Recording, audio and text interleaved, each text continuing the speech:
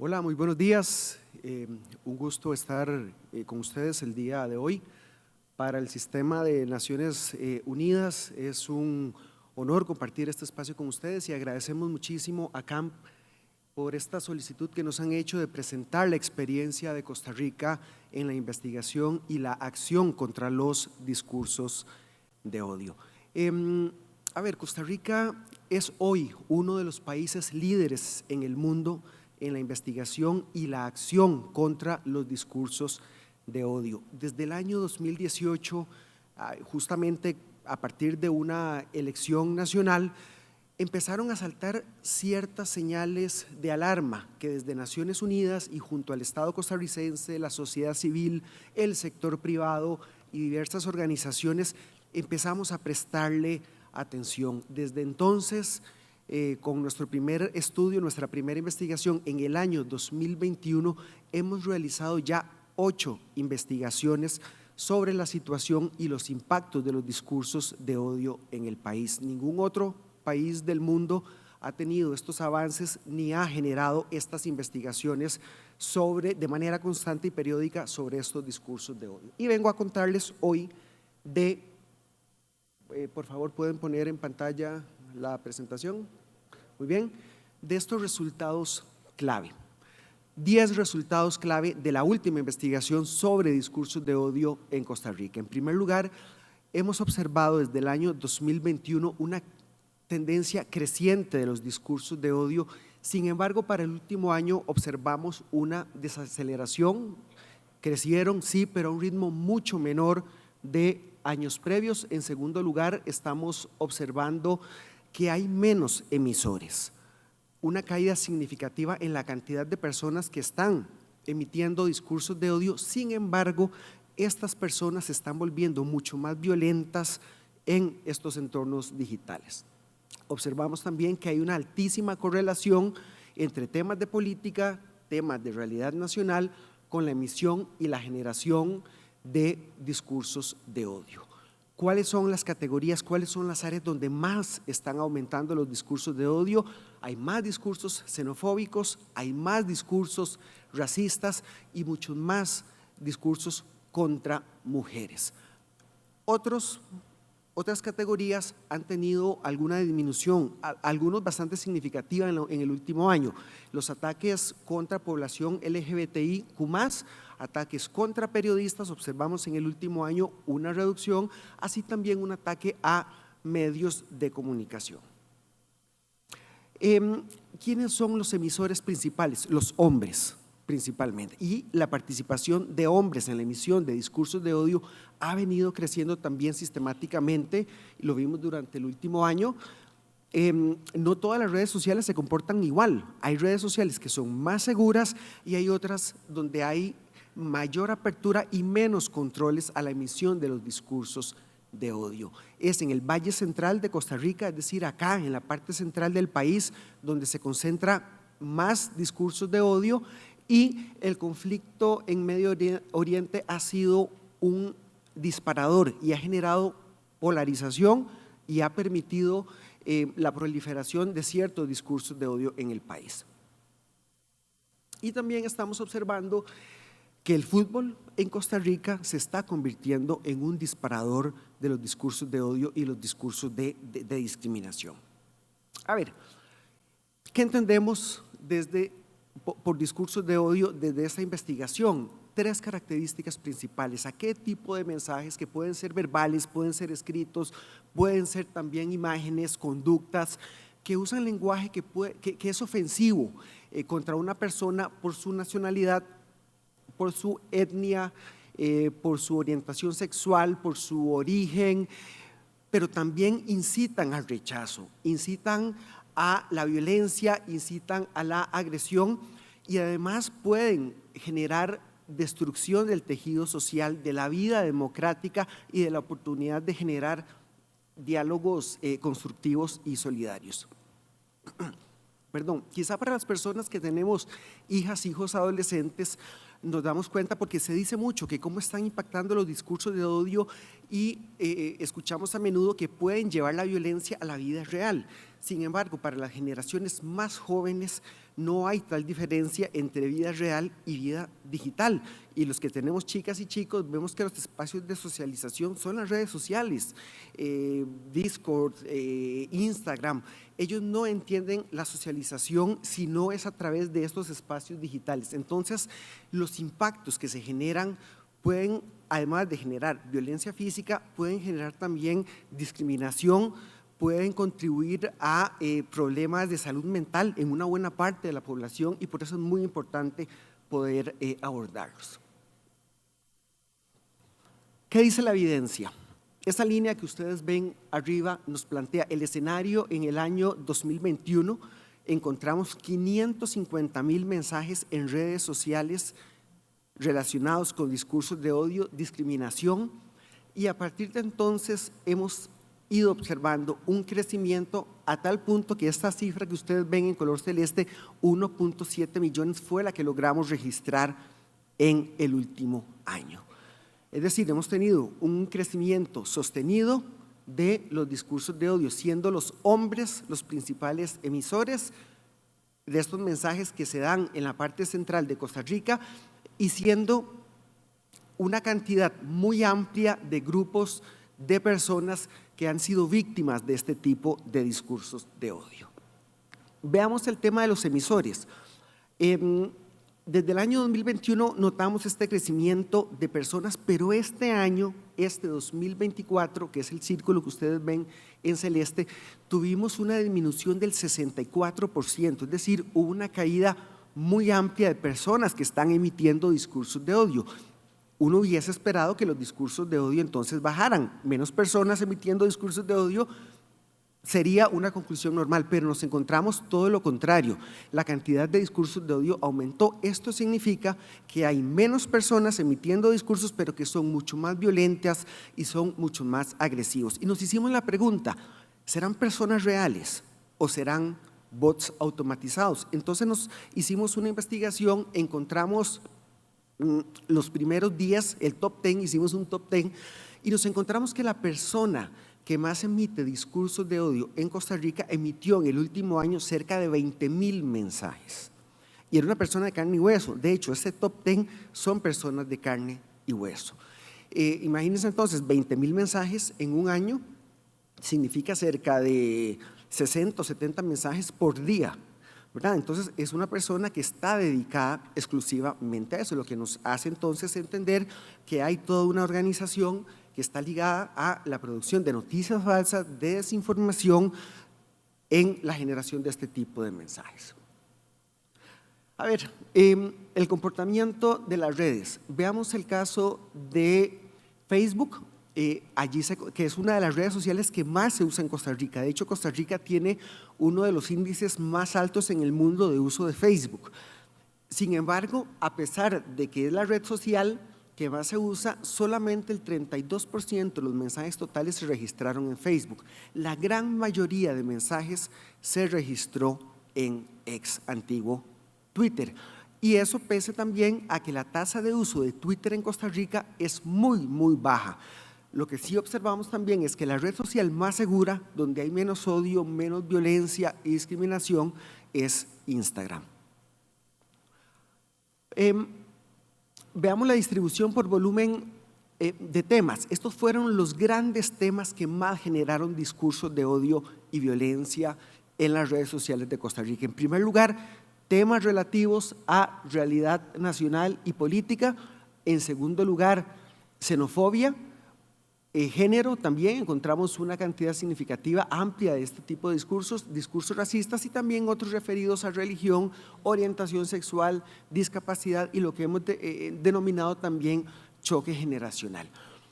Es importante porque estos estudios lo que nos permite es entender las tendencias y ver cómo se comportan las tendencias. Y hay 3 o 4 temas que desde el año 2021 tienen esta tendencia creciente. Todos los temas relacionados con política y realidad nacional, los temas relacionados con xenofobia, con género y con racismo son los que han venido al alza durante estos últimos años. Y observamos también la situación de las personas que emiten. 2 de cada 3 mensajes de odio, violencia y discriminación en las redes sociales de Costa Rica son emitidos por hombres, es decir, la participación de los hombres crece, se mantiene y es el grupo que más genera este tipo de violencia. Si observamos también cada uno de los temas, voy a ir muy rápidamente por cada uno de los temas. En temas de violencia y la realidad nacional, de un año a otro, desde el 2023 a este año, tuvimos un incremento de un 15%, pero si nos vamos al año 2021, el incremento ha sido casi del 700%. Y hay varios actores que han sido más afectados y que han estado en el centro de esos ataques: el Poder Ejecutivo, el Poder Legislativo y también medios de comunicación y periodistas. ¿Cuáles son los disparadores? Las coberturas mediáticas. Y hemos observado también aquí a través de ciertos análisis que la cobertura que haga un medio de comunicación sobre determinado tema va a inclinar o no la balanza para que se generen discursos de odio y discriminación. Observamos también que actividades políticas, que conferencias de prensa, observamos también que cobertura de noticias sobre el Poder Judicial se constituyen en estos disparadores. Si vemos en el caso de xenofobia, desde el año pasado hasta ahora tuvimos un incremento del 65%, y este crecimiento se explica en parte por el conflicto en Medio Oriente. Hemos observado como nunca antes en el país cómo lo que está pasando fuera de Costa Rica, lo que está sucediendo en el Medio Oriente, se ha convertido en un espacio para la polarización pública y para la generación de estos discursos de odio. Veamos lo que está pasando en el tema de Israel-Palestina. Encontramos cerca de 140,000 mensajes, discursos de odio relacionados con este tema. Ya ahorita en unos minutos veremos cómo se refleja esto en temas de religión, porque también hay toda una agenda detrás de la cobertura religiosa. En asuntos de género, el incremento fue de un 67%, discursos de odio contra mujeres, principalmente mujeres que tienen funciones públicas, que están en la vida pública, que participan de partidos políticos, que ocupan cargos públicos.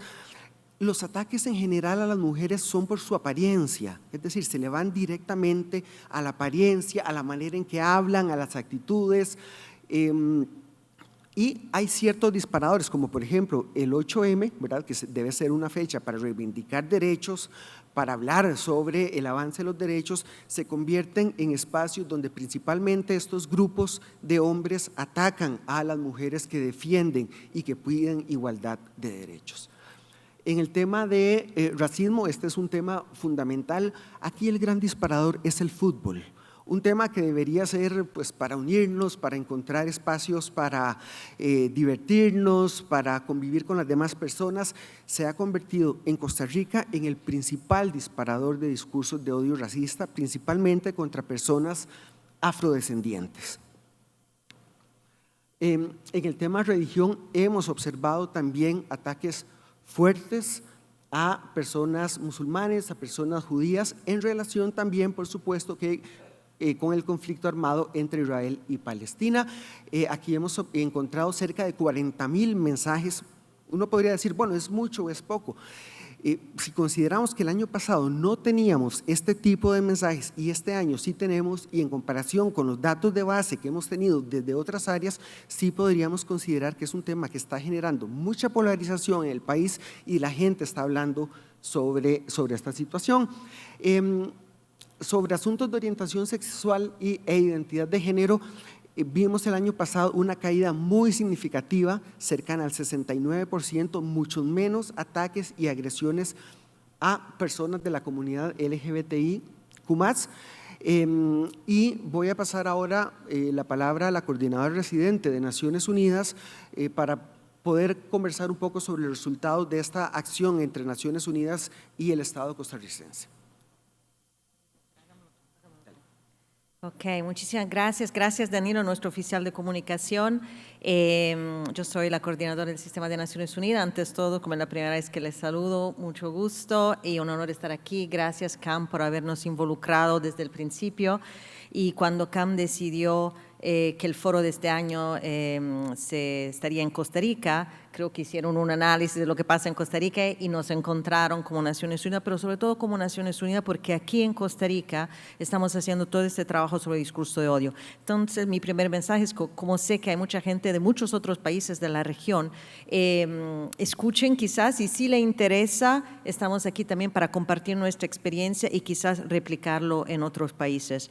Y creo que ayer y hoy hablamos mucho del discurso de odio que nos afecta a todos, del antisemitismo, por supuesto, pero antisemitismo que afecta a todos y que también es una señal de los valores democráticos que se están perdiendo. Y entonces con lo que presentamos hoy era justamente darle la parte de evidencia que denota todo lo que hemos escuchado como mensajes. No hay un discurso de odio. Cuando hay discurso de odio hay por muchos y afectan a muchos. Y creo que el segundo mensaje también, y se escuchó también esta mañana, lo que es organizado y orquestado. Esto no es solo personas que entran en redes y deciden compartir opiniones. Detrás de esto hay voluntades políticas también, y también un rol muy importante de líderes. Y creo que ayer y hoy escuchamos también este llamado a los que son líderes, los que tienen responsabilidad de cómo nosotros, cada uno de nosotros podemos involucrarnos en esta lucha. Entonces, para cerrar, solo compartir un mensaje que, aparte de las evidencias, ¿qué podemos hacer? Porque al final estamos aquí estos 2 días para decir qué podemos hacer. No solo lamentar el fenómeno, por supuesto, preocuparnos, por supuesto, pero también pensar que lo podemos enfrentar o intentar enfrentarlo. Entonces, algunas de las cosas que hemos hecho aquí, creo que la primera cosa es la evidencia. Entonces, estamos en nuestro 8º estudio y esto es parte de la estrategia de enfrentar el discurso de odio. ¿Dónde está este discurso de odio? ¿Quién afecta? ¿Quién son los emisores? ¿En qué espacios? Porque si no tenemos los datos y la evidencia, no podemos empezar a analizarlos y también enfrentarlos. La segunda acción creo que son las alianzas. Esto va a ser el mensaje clave seguramente también de estos 2 días. Cada uno de su trinchera tiene una parte de la responsabilidad y una parte del poder. Entonces, hemos hablado de líderes, hemos hablado de instituciones, hemos hablado de periodistas, y es muy interesante porque aquí en Costa Rica tenemos una doble dinámica de periodista víctima, pero también periodistas que son actores de discurso de odio. Entonces, mucho del trabajo que hacemos también es con periodismo. ¿Cómo se reporta la noticia? Creo que justamente la speaker nos ha dicho cuál es el titular de cuando hay un judío atacado o muerto. Por influenza, creo que dijo. Por eso que digo, es tan importante ver cómo se describe la noticia. Lo hemos visto aquí, en este caso en Costa Rica, sobre todo contra los migrantes. Hay una manera muy distinta de reportar noticias cuando afectan a migrantes. Entonces, todo el trabajo que se tiene que hacer con los periodistas. Y el panel después, donde también vamos a tener colegas de Naciones Unidas, nos va a hablar de un punto fundamental que es la educación. Y a lo largo de toda la experiencia de todos los países, si hay un factor que es clave como factor de éxito, es la educación, pero una educación temprana. Entonces también lo que estamos viendo alrededor del mundo es que tenemos que empezar con los niños, tenemos que empezar en la escuela, y por eso el panel después va a hablar de esto, y sobre todo tenemos que desarrollar pensamiento crítico. No necesariamente vamos a poder lograr regresar a un mundo de verdad, creo que estamos en la posverdad, pero aprendemos a que cada uno de nosotros puede valorar la información que recibe. Entonces, es cierto, puedo buscar una fuente, puedo verificarla, todos estos instintos es lo que tenemos que construir dentro del consumidor de información. Hay muchos cursos que se pueden hacer, hay muchas herramientas también, el fact-checking, por ejemplo, es uno en el cual estamos trabajando aquí en Costa Rica. Campañas, por supuesto, muchas campañas para decir qué es el discurso de odio, porque hay mucha confusión. Es una opinión, es un discurso de odio, es una limitación de mi opinión. Se han hecho estudios, también hay reglas sobre lo que es un discurso de odio. Las Naciones Unidas utiliza un número de criterios que los países miembros se han acordado, porque no todo es discurso de odio, y sobre todo no queremos utilizar la lucha del discurso de odio como una limitación de la libertad de expresión. Y pasa a la próxima. Guía legal, esto también lo quiero subrayar. Es un crimen, en parte puede ser un crimen y es muy importante perseguirlo como tal. Y aquí todavía nos falta mucho. Hay países donde hay leyes, aquí en Costa Rica hay leyes y de hecho es otra experiencia que quizás podemos investigar y compartir con los otros países. Hay muchas leyes modelo, como se dicen, pero lo que falta es la capacidad de investigar. Entonces, cuando uno denuncia, no necesariamente la policía, el fiscal, la OIJ saben cómo buscar, cómo atribuir la culpa y cómo investigarlo. Entonces, toda esta segunda parte es la en la cual tenemos que enfocarnos ahora. Y quizás termino, bueno, aquí lo van a ver. Es muy interesante que el discurso de odio es distinto según los distintos espacios. Entonces, no olvidamos que hay un entorno que puede favorecer el discurso de odio. En este caso, aquí en Costa Rica, por ejemplo, es X. Quizás no es casual que sea X, porque X también está en la noticia sabiendo que tiene un distinto approach a lo que es controlar el discurso en sus redes.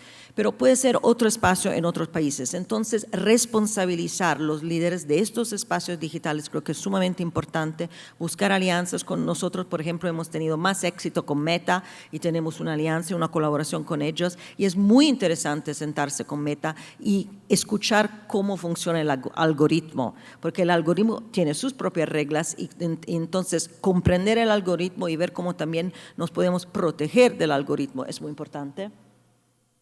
Y termino entonces con estas conclusiones genéricas. Investigar, investigar, investigar. Creo que lo que hemos logrado aquí en Costa Rica es hacer una fotografía y dar esta fotografía al país. Y creo que se mencionó, qué raro que en Costa Rica tanto discurso de odio. Esto fue justamente la primera reacción en el primer año.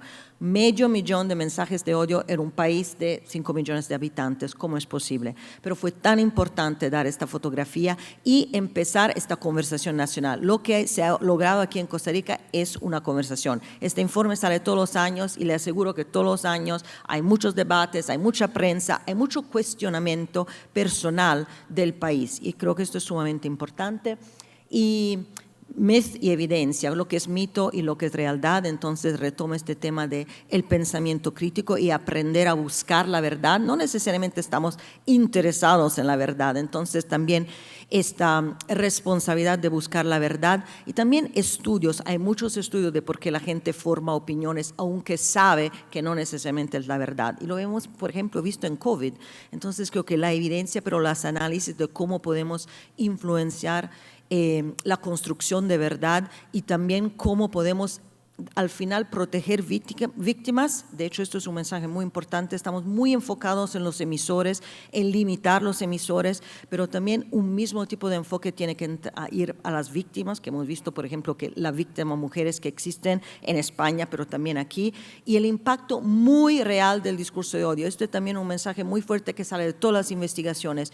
Este odio no se queda en redes, no se queda en redes en el caso de antisemitismo, por supuesto, pero también en el caso de transfobia, en el caso de antifeminismo, no se queda en las redes y las víctimas tienen afectaciones muy reales a sus vidas. Entonces, también proteger a las víctimas es fundamental. Y la última palabra, la única palabra, alianzas. Alianzas, entonces, gracias, CAN, por habernos convocado en grupos tan distintos y tan diferentes, donde quizás seguramente también hay diferencias de opiniones, pero ojalá nos encontramos todos de acuerdo que esta es una lucha que tenemos que dar y es una lucha donde sí tenemos que encontrar espacios de diálogo y espacios de alianza.